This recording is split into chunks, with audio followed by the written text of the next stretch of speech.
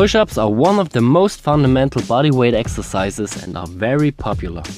The movement is simple, can be done everywhere, and it's very effective because you are using a lot of muscles at the same time. Sounds good, right? The problem is that a lot of people concentrate on quantity instead of quality when doing push-ups. To avoid this, you should focus on these 4 points to make your push-ups perfect. Let's start straight with the number 1, the body position. A push-up is not only a triceps, chest and shoulder movement. Most people neglect their tension in the abdominal muscles, the hips and the legs. Often they form an arched back and have a leg and body tension. To avoid this, tilt your pelvis backward and keep your butt squeezed tight. The movement gets a lot harder with this, but it's also more effective. The second point is the arm position.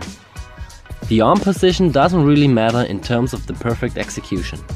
A perfect push-up can be done with a wide or a narrow grip, but it's important to place your wrists in a nearly vertical line under your shoulder when you do the standard push-up.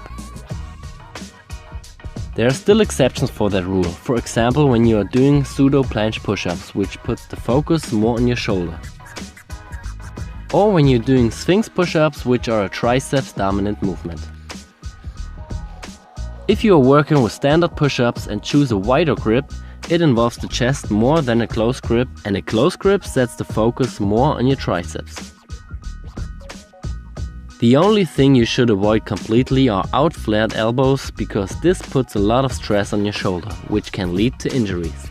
The closer you place your arms to the body, the more your elbows point backwards.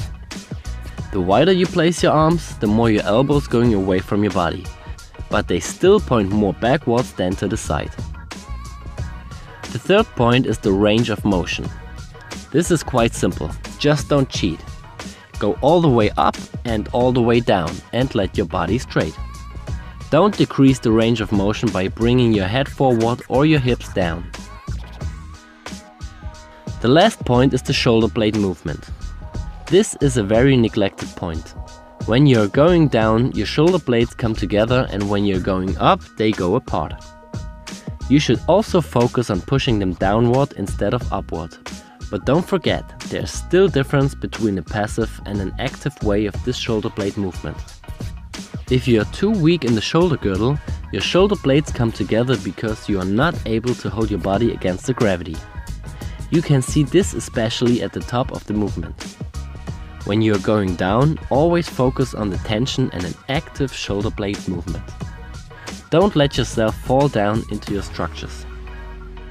If you consider all those points and try it on your own, you will notice that it's much harder to do. Maybe your amount of maximum repetitions will drop, but that doesn't matter.